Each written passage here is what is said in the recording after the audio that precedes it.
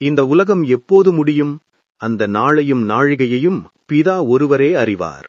தேவனுடைய சத்தியங்களை அறிந்து கொள்ள இப்போதே நம்மோடு இணைந்து கொள்ளுங்கள். நாம் எந்த காலத்திலே இருக்கிறோம் என்பதை தேவன் தீர்க்க தரிசனங்கள் மூலம் சொல்லியிருக்கிறார். தானியேல் கண்ட அந்த 70 வாரங்கள் என்னும் கணக்கு மிக முக்கியமான காலக்கோடு. இது இயேசுவின் வருகையை பல நூற்றாண்டுகளுக்கு முன்பே குறித்த ஒரு சத்தியம். சிந்திப்போம். ஆயிரக்கணக்கான ஆண்டுகளுக்கு முன்பு சொல்ல ஒன்று இவ்வளவு துல்லியமாக நடக்குமா? தானியேல் பாரத்தோடு ஜெபித்தபோது பரலோகத்திலிருந்து இந்த தூது அவருக்கு கிடைத்தது. தேவதூதன் காபிரியேல் அவரிடம் வந்து இஸ்ரவேல் ஜனங்களுக்காக குறித்த காலத்தை விளக்கினார். இந்த 70 வாரங்கள் என்பது வெறும் நாட்கள் அல்ல, இது மீட்பின் திட்டத்திற்கான வரைபடம். இந்த ஆழமான சத்தியம் உங்கள் ஆவிக்குரிய பார்வையையே முற்றிலுமாக மாற்றப்போகிறது. தானியேல் 9:24 படி ஜனத்திற்காகவும் நகரத்திற்காகவும் 70 வாரங்கள் குறிக்கப்பட்டிருக்கிறது. தீர்க்க தரிசன விதியின்படி ஒரு நாள் என்பது ஒரு ஆண்டை குறிக்கும் என்று அறிகிறோம். அப்படியானால் ஒரு வாரம் என்பது 7 ஆண்டுகள், 70 வாரங்கள் என்பது 490 ஆண்டுகள். எருசலேமை திரும்ப கட்டுவதற்கான கட்டளை வந்த நாளிலிருந்து இந்த தீர்க்க தரிசனம் தொடங்கியது. அந்த கட்டளை முதல் மேசியா பிரபு வரும் வரை சரியாக 69 வாரங்கள் செல்லும். அதாவது 483 ஆண்டுகள். இந்த காலத்தின் முடிவில்தான் மேசியா வெளிப்பட வேண்டும். வேதம் சொன்னது போலவே இயேசு கிறிஸ்து எருசலேமுக்குள் அரசராக பிரவேசித்தார். தேவனுடைய தீர்க்க தரிசனம் எவ்வளவு துல்லியம்! இயேசு தன்னை மேசியாவாக வெளிப்படுத்தினார்.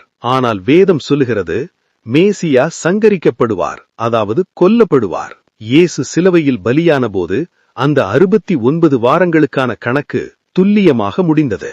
69 வாரங்கள் முடிந்துவிட்டன. ஆனால் 70வது வாரம் உடனே தொடங்கவில்லை. ஏன் தேவன் இந்த கணக்கை நிறுத்தினார்?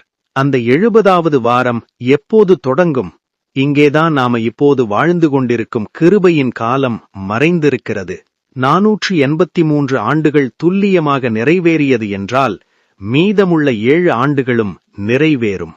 தேவன் ஏன் 70வது வாரத்தை தடுத்து வைத்திருக்கிறார்? இது அவருடைய கிருபை. ஒருவரும் கெட்டுப்போகாமல் எல்லாரும் மனந்திரும்ப வேண்டும் என்பதே தேவனுடைய சித்தம். இந்த இடைவெளிதான் சபையின் காலம். நாம ரட்சிக்கப்பட தேவன் கொடுத்த அன்பு இது. நாளையும் நாழிகையையும் மறைத்து வைத்திருப்பது நாம ஆயத்தமாக இருக்கவே. 69 வாரங்கள் நிறைவேறியது என்றால் நாம எவ்வளவு ஜாக்கிரதையாக இருக்க வேண்டும். எப்போது கிறிஸ்துவின் சபை எடுத்துக் கொள்ளப்படுகிறதோ அப்போது கதவு அடைக்கப்படும். அந்த நொடியே தடுத்து நிறுத்தப்பட்ட அந்த கடைசி 70வது வாரம் ஓடத் தொடங்கும். அந்த ஒரு வார காலத்தில் 7 ஆண்டுகளில் ஒரு கொடியவன் அநேகரோடு உடன்படிக்கை செய்வான். அவன் எருசலேம் ஆலய வழிபாடுகளை நிறுத்தி தன்னை தெய்வமாக உயர்த்துவான். இதுதான் வேதம் எச்சரிக்கும் உபத்திரவ காலம். உலகம் இதுவரை பார்த்திராத வேதனை. நாம இப்போது 69ஆம் வாரத்திற்கும் 70வது வாரத்திற்கும் இடையிலான இறுதி விளிம்பில் நிற்கிறோம். இஸ்ரவேல் தேசத்தில் நடக்கும் மாற்றங்கள் அந்த 70வது வாரம் அருகில் இருப்பதைச் சொல்கின்றன. மேசியா கொல்லப்பட்டது உண்மை என்றால் அவர் மீண்டும் வருவார் என்பதும் சத்தியம்.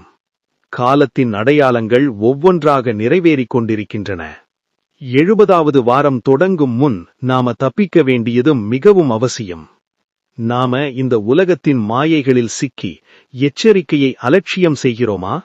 எஞ்சி இருப்பது அந்த 7 ஆண்டுகள் மட்டுமே. கடிகாரம் வேகமாக ஓடிக்கொண்டிருக்கிறது. இயேசு சொன்ன அடையாளங்கள் நம்ம காலத்தின் செய்திகளில் தலைப்புச் செய்திகளாக வருகின்றன. 70வது வார உபத்திரவத்திற்குள் சிக்கப் போகிறோமா அல்லது எடுத்துக்கொள்ளப்படப் போகிறோமா? காலம் சமீபமாயிருக்கிறது என்று வேதம் எச்சரிக்கிறது. தேவனுடைய கணக்கில் ஒரு நொடிகூட பிசகாது. யாரும் அதை தடுக்க முடியாது. இந்த தகவலை தேவன் நம்மோடு பேசுற ஒரு வாய்ப்பாய் எடுத்துக்கலாம். அந்த நாழிகை தெரியாது என்பதுதான் ஆயத்தமாவதற்கான மிகப்பெரிய எச்சரிக்கை. இன்று அந்த கிருபையின் கதவு அடைக்கப்பட்டால் நம்ம ஆத்துமா எங்கே நிற்கும்?